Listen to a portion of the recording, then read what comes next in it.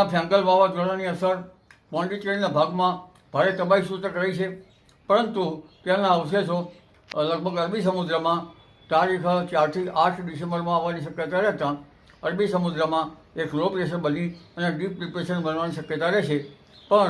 પરંતુ આ deep depression લગભગ સોમાલિયા કે ઓમાન તરફ જવાની શક્યતા રહેશે.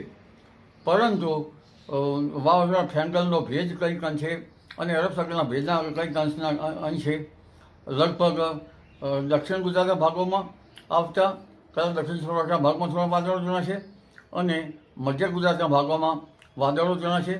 ઉત્તર ગુજરાતના ભિન્ન ભાગોમાં પણ વાદળો જણાશે. એટલે લગભગ દક્ષિણ ગુજરાતના કોઈ ભાગમાં છાંટા પડવાની શક્યતા રહેશે. મધ્ય ગુજરાતના વડોદરા વગેરે ભાગોમાં કોઈ જગ્યાએ છાંટા પડી શકે. પરંતુ ત્યાર પછી પણ બંગાળ ઉપસાગરમાં લગભગ તારીખ 15 થી 20 કે એ આજુબાજુમાં